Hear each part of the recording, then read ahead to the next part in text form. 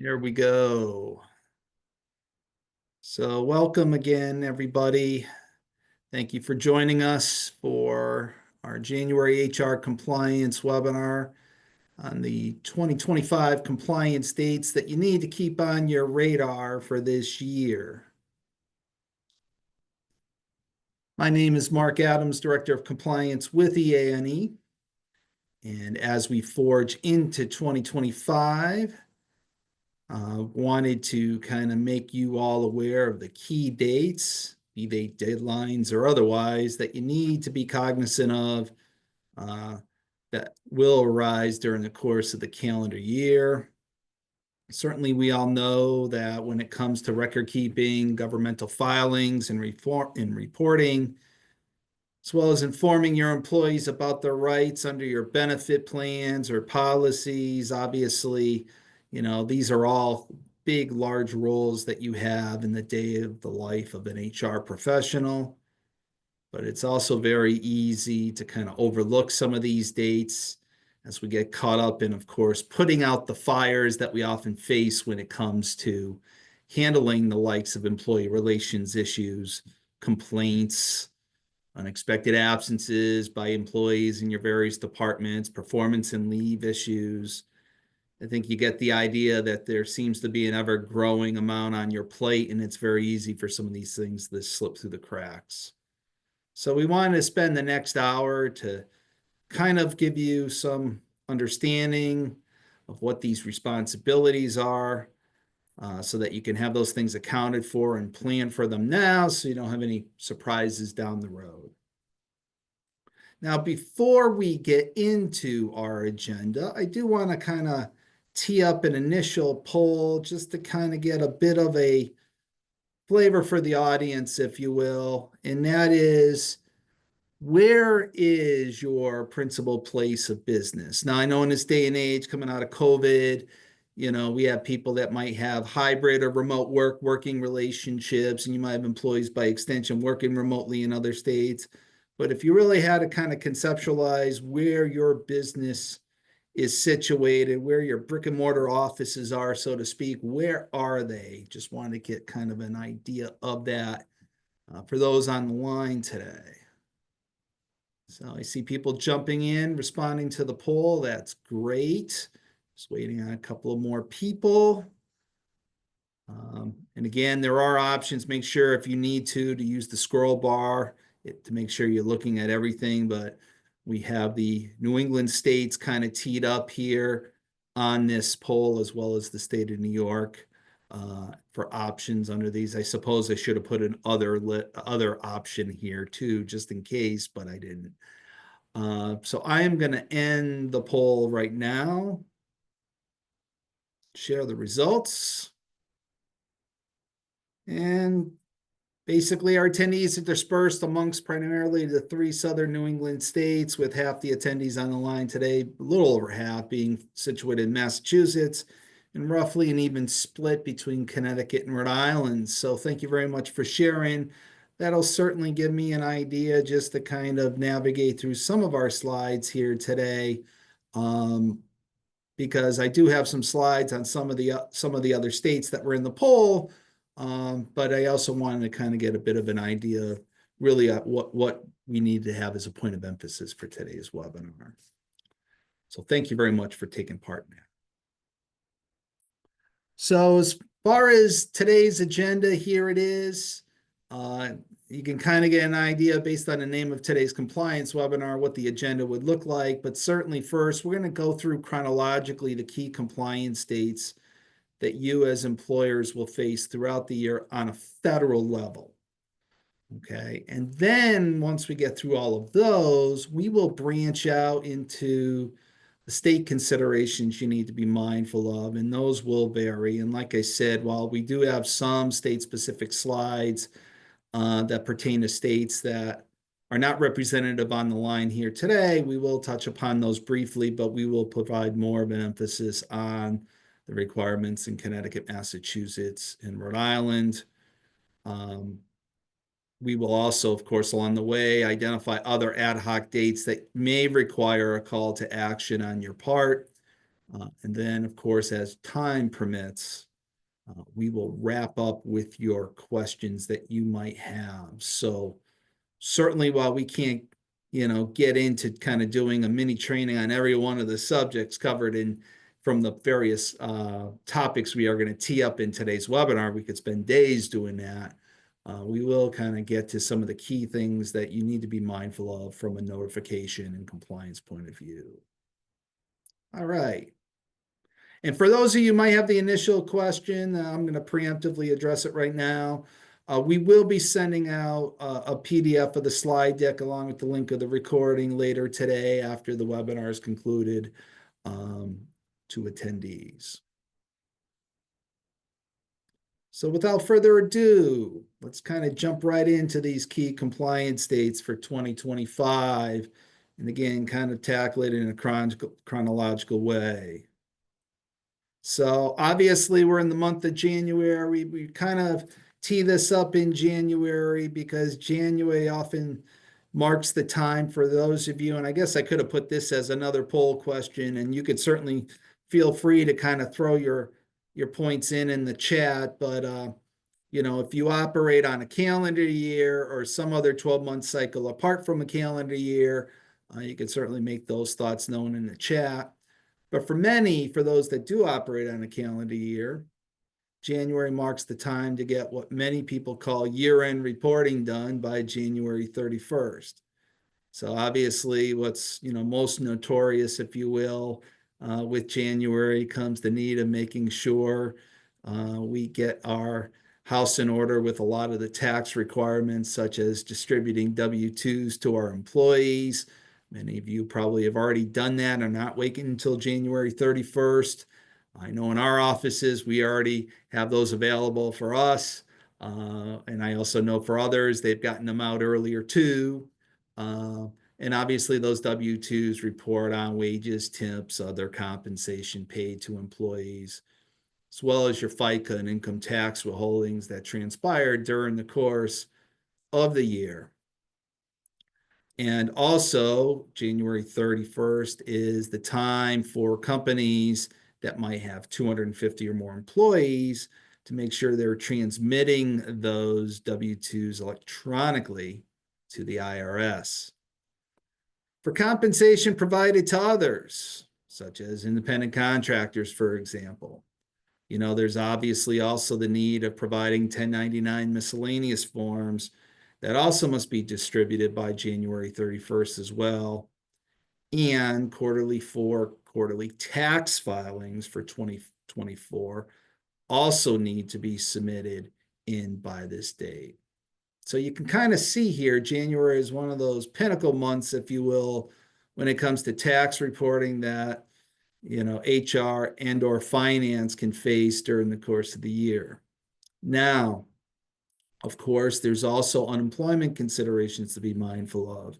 We have Form 940 reporting of an employer's annual federal unemployment requirements under the Federal Unemployment Tax Act, or FUTA for short.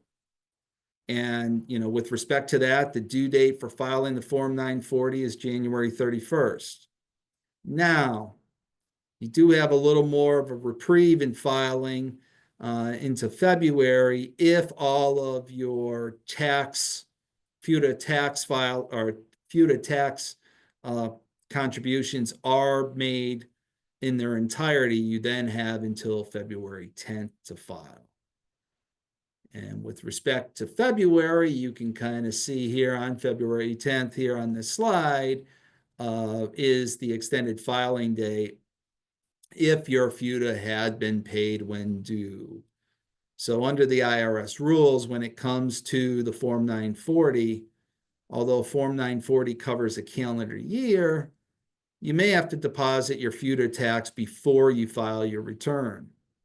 If your FUTA tax liability is more than $500 for the calendar year, you must deposit at least one quarterly payment.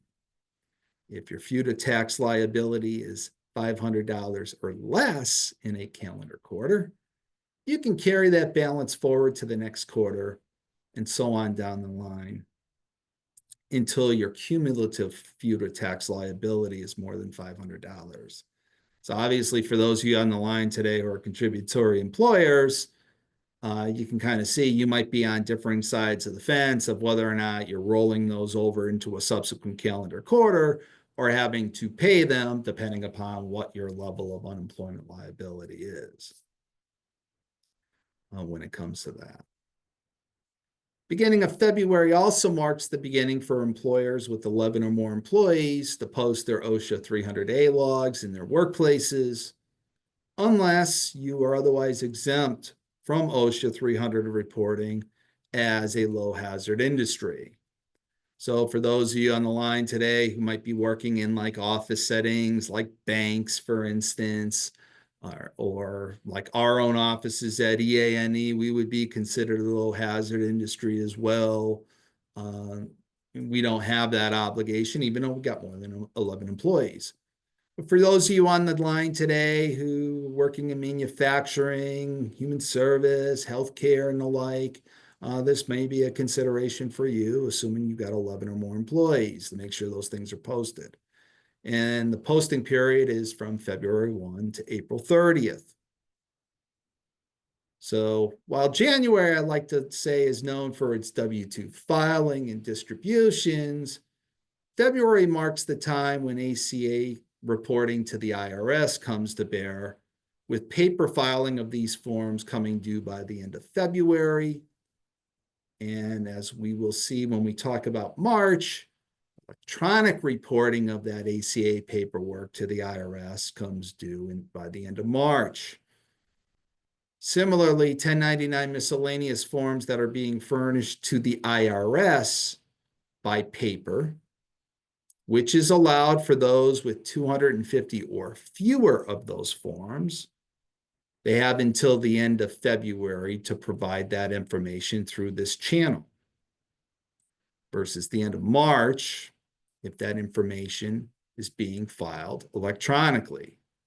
So again, taking a half step back when we're talking about 1099 miscellaneous, providing them to individuals like independent contractors, and to January, as far as getting it to the IRS, it's in paper form, into February, IRS electronically, into March. February also brings the requirement for employers who offer health plans with prescription drug coverage on a calendar year basis, and that might be a lot of you on the lines today, to disclose to the Centers for Medicare and Medicaid Services whether such prescription drug coverage is credible or not credible. And that needs to be done by the end of February as well. For employers whose plan years are something other than a calendar year, reporting is due to Medicare and Medicaid Services within 60 days after the first day of your plan year. Now, March introduces a deadline for a certain segment of employers, most notably healthcare, who have HIPAA considerations under what's called a covered business entity. Because under HIPAA, if you are a covered business entity that handles what we call protected health information, you have responsibilities to report to the U.S. Department of Health and Human Services any HIPAA breaches involving fewer than 500 individuals during the course of the calendar year, within 60 days of the end of the calendar year, and that leads us to reporting such breaches, therefore, by March 1st. Now, by contrast, if we're talking about breaches that involve more than 500 individuals, that notification must occur no later than 60 days after the discovery of the breach. And that needs to be made both to Health and Human Services and to the affected individuals at hand. So it's not waiting until the end of the calendar year and then you got 60 days thereafter to meet that timeline. It's 60 days from when you discover the breach. So when we're talking about that, there are also other breach notification requirements above and beyond this, including posting a notice on the company's website for 90 days if more than 10 individuals cannot be contacted. So if you got people where there was a breach concern, maybe they're no longer an employee, you can't get a hold of them, or who knows, maybe it's an individual like a customer and you can't get a hold of them. Posting it on a company's website for 3 months is a protocol under HIPAA if there are more than 10 people that can't be contacted directly. So also the need to publish that information via media. So when you're talking about print and broadcast media, if the company website option is not chosen, and sometimes you see these things where there are companies that, you watch the 6 o'clock news, the 11 o'clock news, and there's some news story talking about this massive breach. That's often why that's the case too. And then there's also the need of providing a toll-free telephone number for breach victims to use to contact, as far as their options are concerned as well, whether it's to freeze their credit, things like that. Now, for companies with OSHA record-keeping responsibilities, again, that have 250 or more employees, there is not only the requirement to post their logs in the workplace starting February 1st, but in addition, those companies who are not otherwise exempt, that is, must upload their OSHA forms onto the injury tracking application page on OSHA's website at osha.gov. And that includes, by the way, not only the 300A summary forms, but also your log 300s and log 301s as well. The end of March also marks deadlines for electronically filing healthcare reform documentation to the IRS. And as I mentioned when we were talking about the February key dates, end of March marks the time where 1099 miscellaneous forms must be electronically transmitted to the IRS as well. So end of March, drawing to the end of calendar quarter or first calendar quarter for 2025, does bring a number of other reporting requirements to come to bear when it comes to that. Okay. Turning into April, I do have some questionable dates, and I have to say that I'm going to have to provide a bit of an update given things that have transpired since this PowerPoint was put together. But first and foremost, April tends to be the projected time when EEO-1 data collection will begin.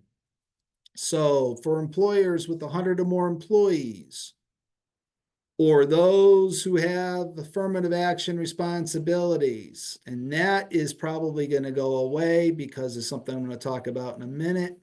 But for those of you on the line today with 100 or more employees, you have a responsibility to complete EEL-1 reports and submit them to the Equal Employment Opportunity Commission by way of their online portal at eeocdata.gov. This reporting captures an employer's workforce based on a pay period anywhere between October 1 of 2024 to December 31st, 2024, and report out the composition of their workforce by gender, race, or ethnicity, and categorize those folks under certain defined, what we call EEO-1 job groupings, such as officials and managers, professionals, technicians, administrative support, sales, craft operatives, unskilled laborers, and the like. So the projection is that portal will open sometime in April. Now, I put a question mark there because, again, there have been occasions where that has been delayed and pushed on farther down the line. But if there are no delays, we expect it to open up sometime in April. Now, this next one is one that I'm going to kind of do a bit of a change on. April 1 used to be the time where we would expect, for those of you who are federal contractors, subcontractors with federal affirmative action obligations, that the Office of Federal Contract Compliance Programs, otherwise known as OFCCP for short, would open up their portal from which you could go in to certify that you have a federal affirmative action plan in compliance with federal regulations, as well as Executive Order 11246. The typical window for certifying has been April 1 to the end of June. For those of you that have been following our communications through our e-alerts, as well as probably watching things on the news, you probably are aware by this point that the new administration, President Trump, has enacted an executive order that has revoked or rescinded Executive Order 11246. And with that, the enforcement of it thereof, including the need of having to put together federal affirmative action programs covering women and minorities. And the question is going to be, will that certification portal go away come April 1st? We don't know the answer to that question completely yet, or whether it will be retooled to limit certifications around certifying other federal affirmative action programs that have not gone away, most notably affirmative action requirements governing disabled workers and veterans, which are still in place by existing state or federal law, namely Section 503 of the Rehabilitation Act, as well as the Vietnam-era Veterans Readjustment Assistance Act, otherwise known as VEVRA for short. Those federal affirmative action requirements remain intact. So whether the OFCCP retools the portal just to use for that limited purpose, or whether they're going to do away with it altogether, again, that is to be determined. So we will certainly keep an eye on that in the weeks and months ahead. And that's why I've got a question mark next to April 1 as a consequence of that. Again, the end of April, again, marks the deadline for posting your OSHA 300A logs. After April 30th. They can be taken down from companies' facilities. And the end of April marks the deadline for getting Q1 quarterly tax reports submitted to the IRS for Q1. So typically when a calendar quarter ends, you've got until the end of the following month to get those quarterly tax reports in. Since Q1 ends on March 31st, that deadline then is the following end of April.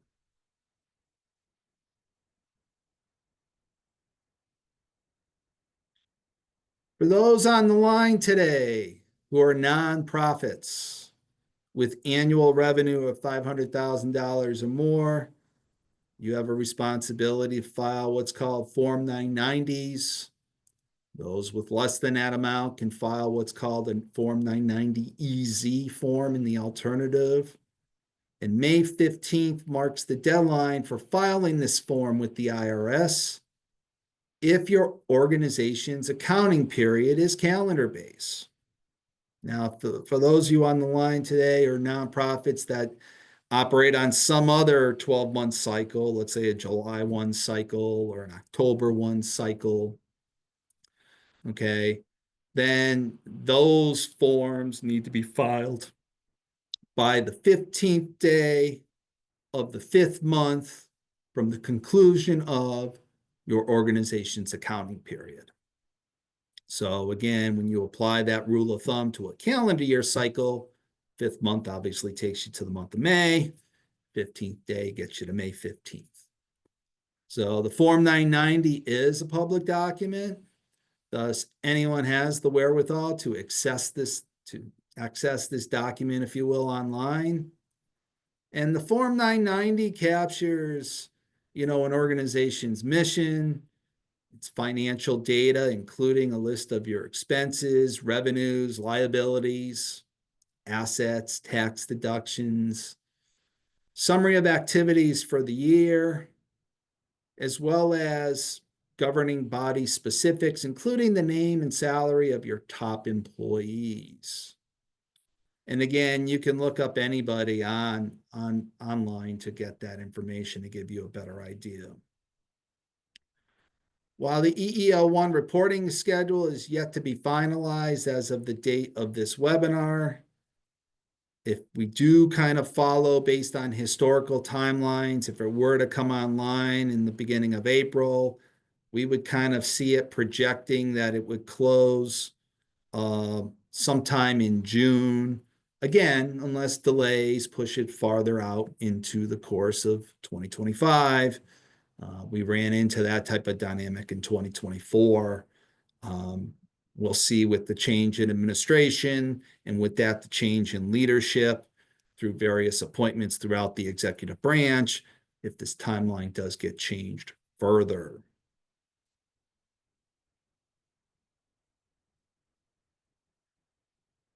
So July brings an array of reporting requirements that apply to some, but not all employers. Like I already said, July 1 would have been the deadline for affirmative action employers to certify that they have a plan in place. Again, this is now kind of on hold given the state of play and unknowns that we have regarding how the OFCCP may leverage that portal for other purposes, given that Executive Order 11246 has been rescinded. But the end of the month, also the end of July, I should say, also brings a series of deadlines when it comes to benefit and tax filings.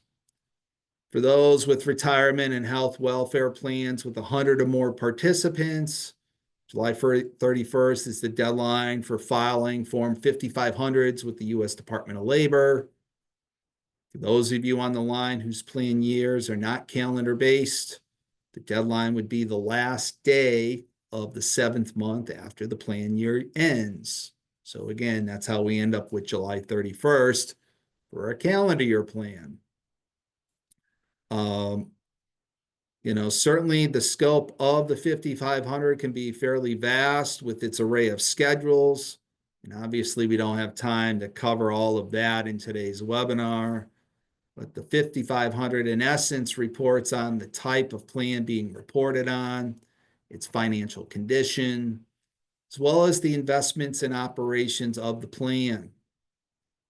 If you've got more information that you need, or if you're looking for more information on what you need regarding the 5500, I would suggest that you check out the DOL.gov website. There's a whole page on 5500 information, including the schedules and reporting obligations. End of July also marks the deadline for those needing an extension to get that submitted through filing what's called a 5558 form with the Department of Labor. Now, while July 31st also marks the deadline for getting the second quarter tax filings submitted to the IRS for the months of April, May, and June by way of both your Form 720 and 941 forms. The second quarter filing also serves as the opportunity for employers to also meet what's called their PCORI fee filing, which is met using the Form 720. As a reminder, the PCORI fee was initiated as a part of the Affordable Care Act to fund patient-centered research related to healthcare. Both fully insured and self-funded health plans are required to pay the PCORI fee. In case you were wondering, for 2025, the PCORI fee will be $3.47 per person which is an increase from the $3.22 fee that was instituted for 2024. The annual fee is calculated by multiplying the PCORI fee times the average number of lives covered on your health plan.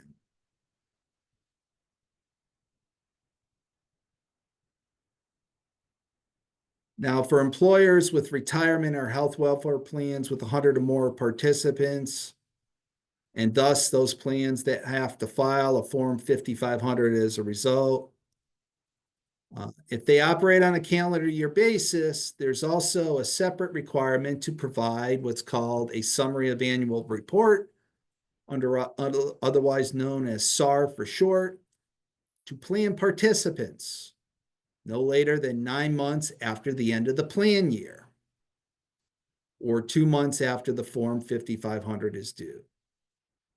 Thus, for a calendar year plan, this leads to a September 30th deadline. Or if you did get an extension granted, as mentioned earlier with the 5558, that allows for the SAR to be pushed out to a deadline of December 15th as a result. Now, when it comes to this summary of annual report and its elements, it's going to include the likes of the plan's funding arrangements. So are we talking about a plan that's self-insured, fully insured? Might get into the likes of carrier information, including total premiums, whether those policies are experience rated or otherwise, basic financial statement for plans funded by a trust. If you've got such a plan, you don't really find that to be the case very often. And as well as a disclosure about the employee's rights to obtain additional information from the full 5500 form.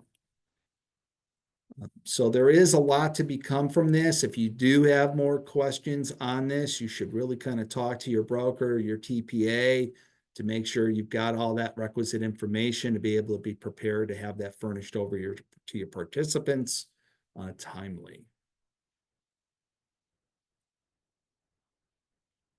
Now, October brings an array of benefit-related notices that come to bear to better inform employees of their options when it comes to those that operate their benefits on a calendar year basis.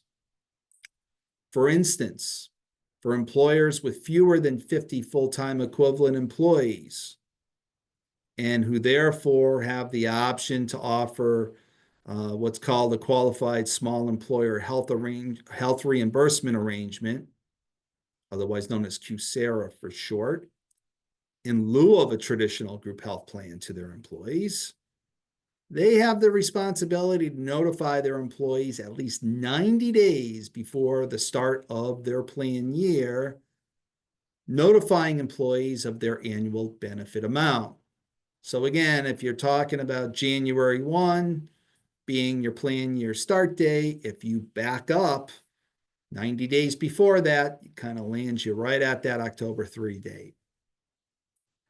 Telling the employee to share that amount with the marketplace when applying for a premium tax credit or other health insurance subsidies. Explaining that employees may be subjected to a tax penalty if they don't maintain minimal essential health coverage. So again, all that kind of ties into these notification requirements for QSARA plans. In a similar vein and timeline, employers seeking to assist their Medicare-eligible retirees in obtaining more generous drug coverage by providing such retiree coverage for them have a requirement to file an application with the Centers for Medicare and Medicaid Services under the Medicare Retiree Drug Subsidy Program to get reimbursed up to 28% for each qualifying retiree's allowable prescription drug cost, provided that they too apply for that subsidy within 90 days prior to the start of the plan year. So again, if you got that type of retiree coverage and you're wanting to seek that subsidy for that type of reimbursement from Medicare, Medicaid, you got to get that request for the subsidy in within 90 days prior to the start of the plan year. So again, if you back up 90 days from January 1st, that lands right on that October 3rd date. Now, mid-October triggers the need for employers to provide Part D notices to Medicare eligible individuals too, as to whether the employer's own coverage is credible or not credible when compared to what Medicare Part D would provide. In order to afford those individuals the option as to whether they want to sign up for Part D coverage, when that Part D open enrollment period launches, customarily on October 15th.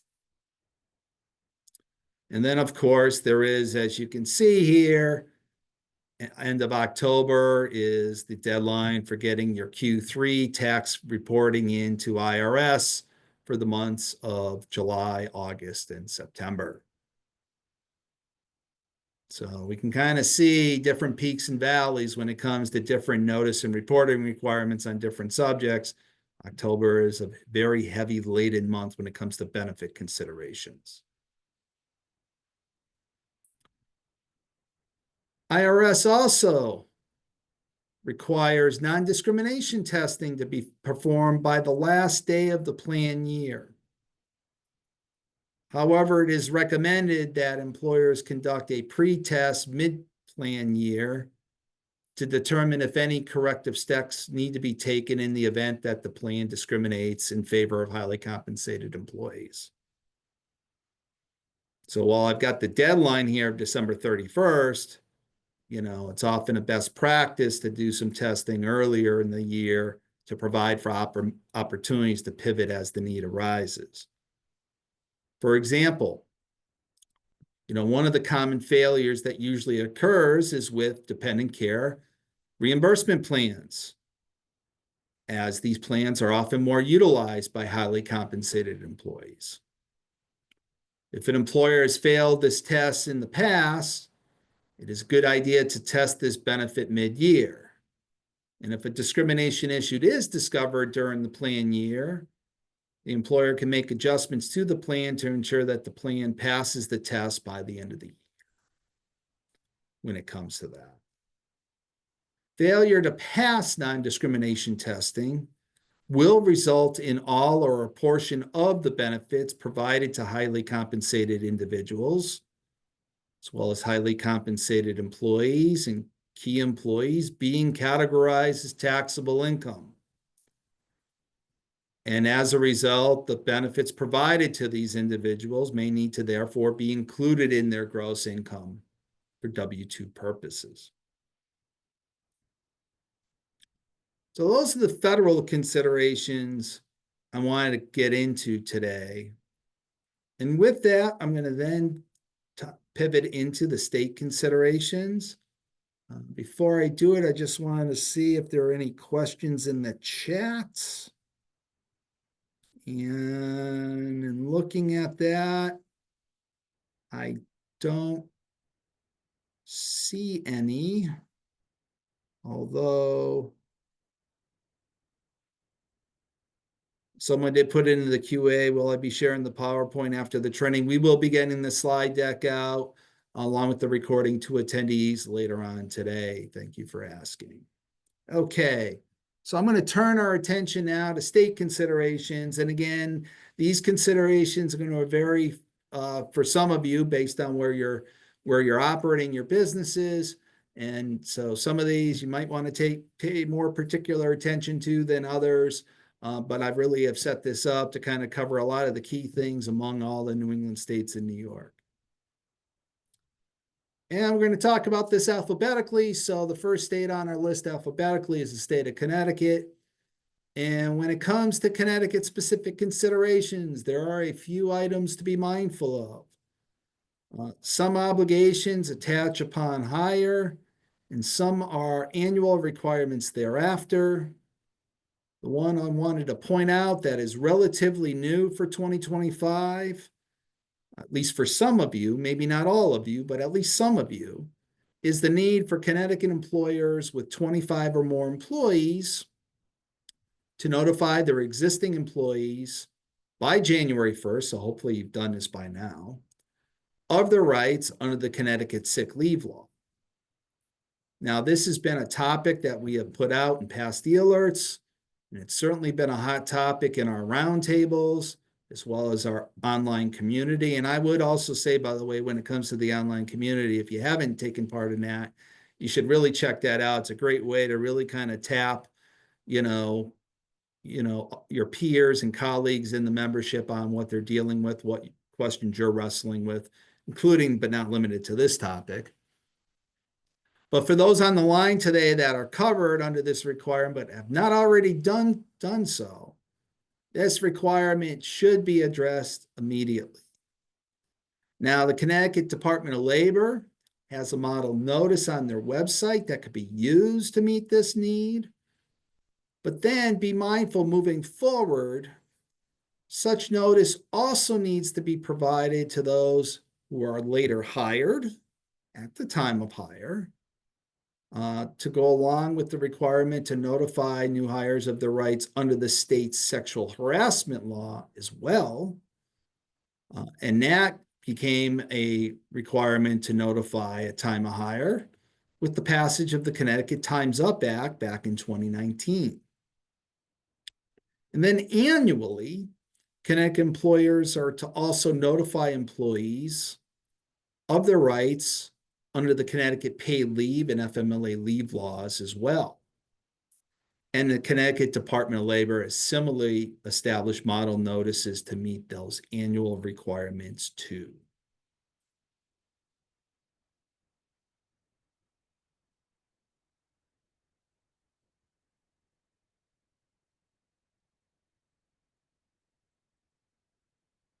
Now, when we talk about the state of Maine, there are a handful of requirements that are particular to Maine. Some of them we can relate to in other states. I mean, when we're talking about sexual harassment policy distribution, that kind of really is in line with what Massachusetts does. For instance, I know there was a question on mass pay transparency. We will be getting to that when we talk about the Massachusetts considerations in a minute. But the one I really wanted to talk about today for Maine is Maine's paid family and medical leave law. And, this is kind of similar in vein to when other states put in paid family and medical leave programs in their states. A lot of times there's an initial phase to kind of get the program solvent and ramped up through, employers or employees, and that differs from state to state, to basically fund, if you will, through contributions into the program for a period of time before benefits later are available where people can submit claims to get paid out benefits. So Maine is kind of no exception. 2025 kind of launches the requirement to start payroll withholdings for the state's PFML program. And for Maine employers with 15 or more employees, they are required to contribute 1% of wages, with up to half of that, 0.5 of 1%, to be deductible from employee wages. So when you're talking about that, in essence, it's kind of a dual contribution setup when it comes to that. For those employers with fewer than 15 employees, they're exempt from the employer contribution requirement, but the employee contribution component of that 0.5% is still a requirement for them too. And that is an ongoing requirement, but it starts January 1 of 2025 for pay periods thereafter, in ramping up for the ultimate implementation of its full paid FMLA program in 2026.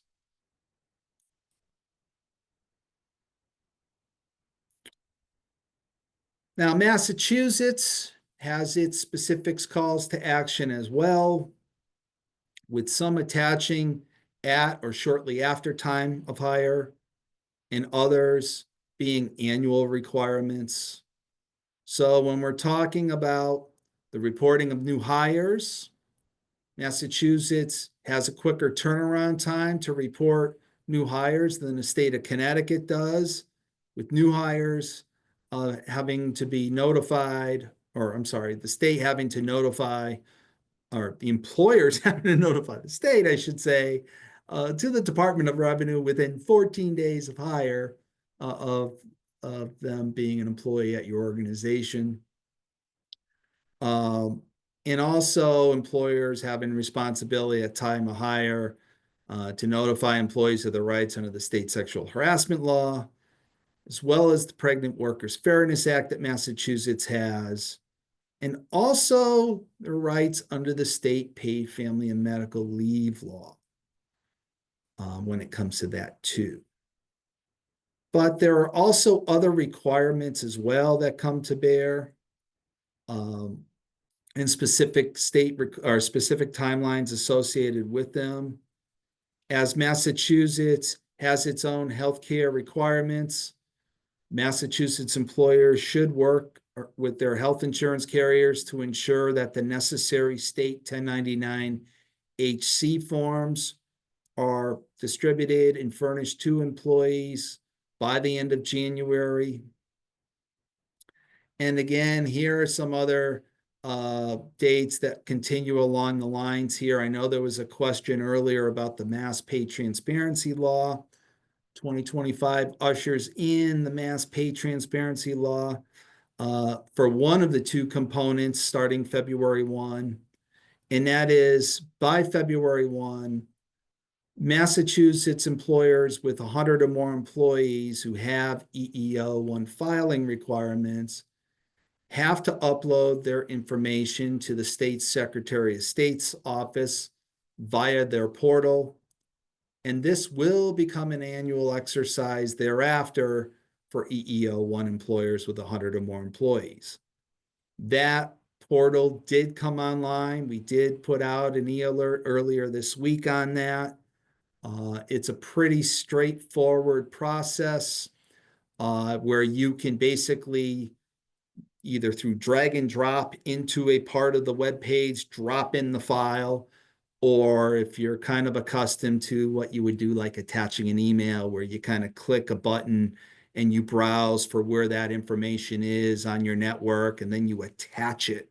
You can attach it that way.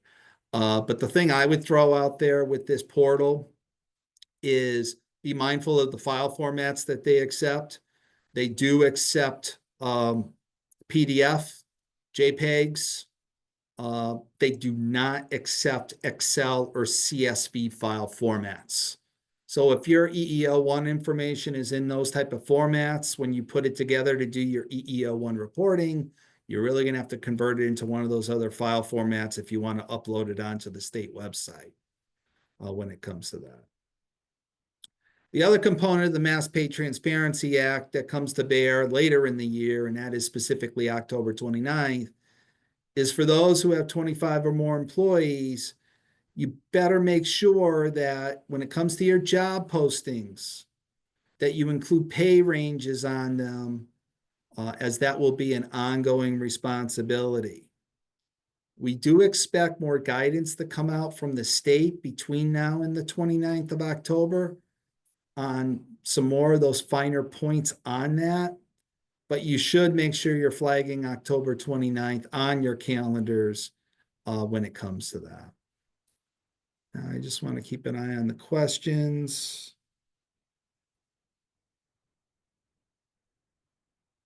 There was a question earlier regarding Connecticut paid family and medical leave, annual notification. Is there a specific form to use? Is employee acknowledgement of the statute sufficient? I wouldn't say employee acknowledgement of the note of the statute sufficient. Like I said, the state of Connecticut has a model notice that would meet those elements, and it gets into like covered reasons and duration and things like that. You don't have to use the model notice. You know, if you have, for instance, an internal policy, the content of which covers what the model notice would provide, you know, then that very well could be sufficient in the alternative. You know, so just simply saying oh, I'm aware of my rights under the Connecticut law, and you know, there, oh, you have a link to the statute. I question whether or not the state of Connecticut would find that alone to be sufficient. Another question was, do you need to report to Mass if the employee is just moved locations? For example, employee was hired in Rhode Island, but now works in an office. Do we need to report that to Mass?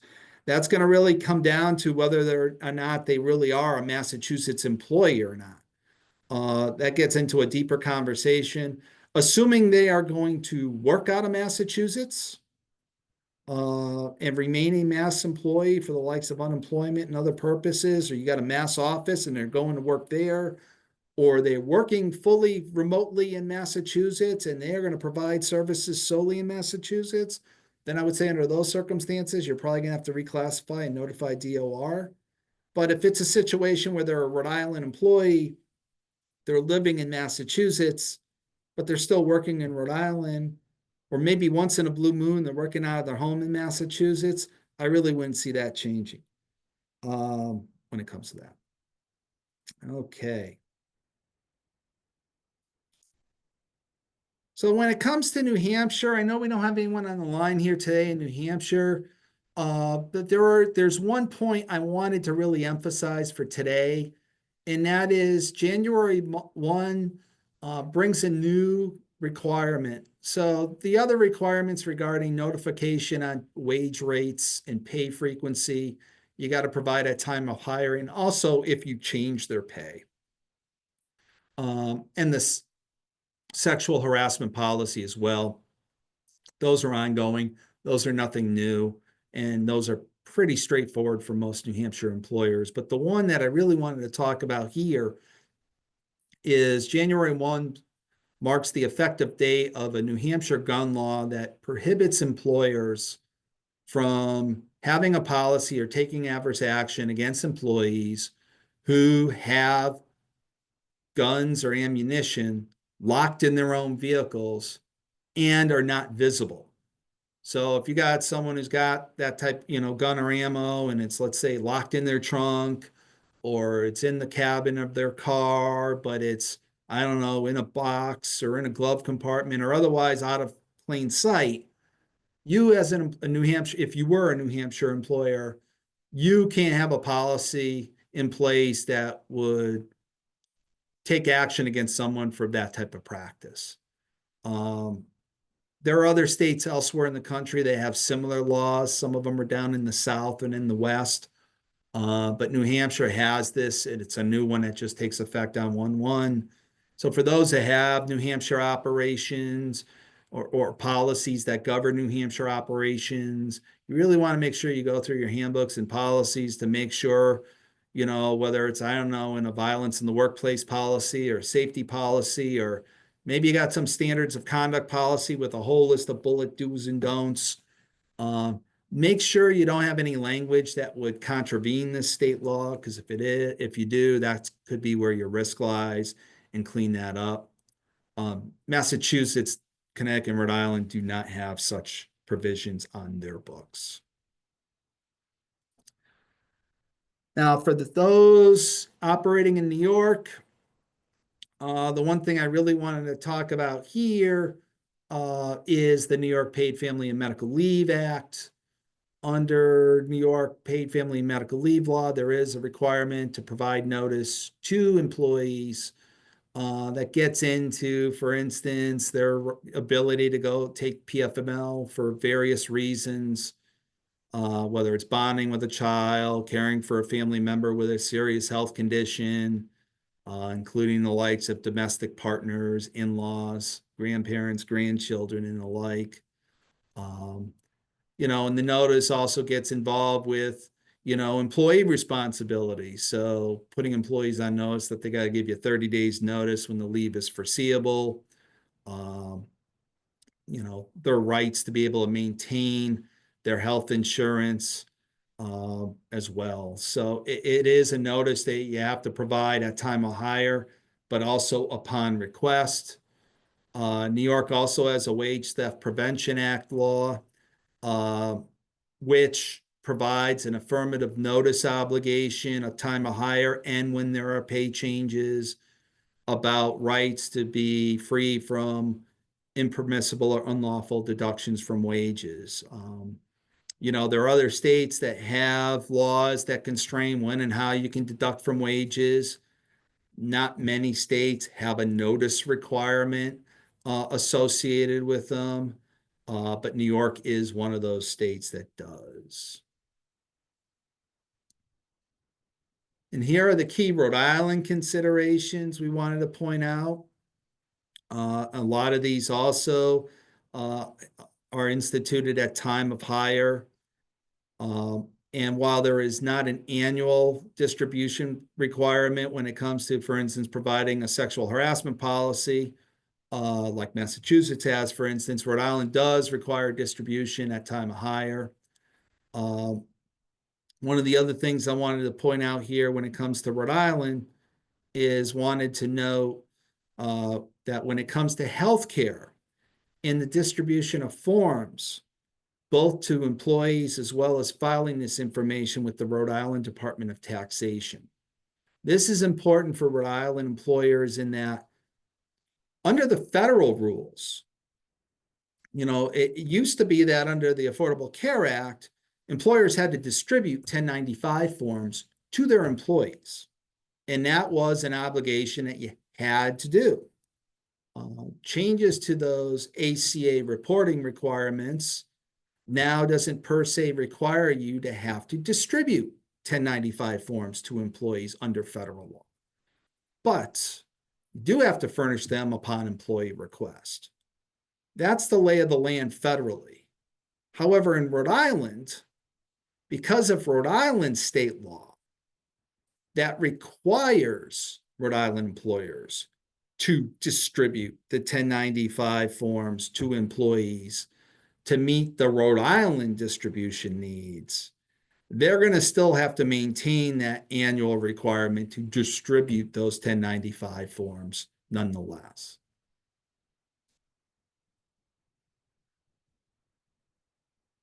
And then when we're talking about Vermont, there are some specific considerations associated with Vermont. Vermont has a paid transparency law that applies to all Vermont employers to ensure that they are being clear in their job postings when it comes to, for instance, pay ranges. That is different than Massachusetts, where that requirement for mass employers applies to 25 or more employees. Vermont's applies to everyone, and that takes effect July 1st. And again, when we're talking about that, the other little nuance with the Vermont pay transparency law that, we'll see if Mass gets into this type of similar detail. I haven't seen it as to yet, but the scope of the Vermont requirement pertains to any position that is either physically located in Vermont, or if we're talking about a remote position, is one that will predominantly perform work for an office or work office location that is physically located in Vermont. So in other words, you got someone working out of their home in Massachusetts remotely, but they report into a Vermont office for doing work. Then that Vermont paid transparency law would govern that potential position as well. Vermont also has its own parental and family leave law, and with that comes notification of rights under that need to be provided at time of hire as well. Now we're approaching the bottom of the hour. See if we have a couple of more questions. As a Massachusetts-based employer with program locations in Connecticut, new hire reporting should be with just Mass DOR. Again, it depends upon whether the employee is a Mass employee or a Connecticut employee and how you've got them classified for tax and unemployment purposes. I filed the EEO-1 to the Mass site yesterday. They don't give you any sort of confirmation that it was received, just a message saying the file. Well, thanks for that comment. I know that the portal hasn't been up too long. I'd be curious to see if the state gets other information on or gets that type of feedback and updates their website. I mean, bear in mind that, you know, the Secretary of State's office was really put behind the eight ball and ramping it up quickly based on the accelerated timelines under state law. So I'm hoping, I think that observation's well noted. I would certainly give feedback to the Secretary of State's office on what you experience. Can you explain the new hire requirements again for people who start in one state, but then go fully remote in another state? This gets into a broader question of whether or not they're still an employee in the state that they were hired in, or whether or not they are now really should be reported as an employee in a different state. And, you know, the point being is you get into bigger questions, and we've done webinars in the past on, you know, moving from a single state to a multi-state employer. But when you got someone in essence that now is working in another state overall, but maybe they were classified in, let's say, a different state, but now you're allowing them to go fully remote, you get into a whole array of topics like setting up a tax ID in that other state, making sure you're doing payroll tax filings properly for that other state, making sure you're paying into that state's unemployment system for that other state. If that state happens to have paid family leave that's based on unemployment wages, that might mean they have rights under paid leave for that other state. Again, it depends upon what state they're now working in remotely in a full-time capacity. But the real question at its fundamental core is, are they now basically an employee of that other state by virtue of going fully remote? And if the answer to that question is yes, then it might very well be that you have to comply with all of those requirements of that other state that that person is working fully remote in. And that gets into a whole array of topics above and beyond the scope of this webinar. So as always, as you know, we're here to serve you wherever your challenges and need arise, to ensure that your practices not only remain compliant, but also are effective in meeting your business needs. You know, certainly if you have other more company specific questions, don't hesitate to call our hotline, or if you need like HR power hours or other consultative assistance on any of these categories, we're here to help you. So that is what I wanted to cover today. I did kind of take those questions as we went through. So I'd like to thank you very much for joining us today. Should you have, again, other company-specific questions down the line, again, just give us a call on the hotline. We're always there for you. And enjoy the rest of your day. Stay warm. Take care.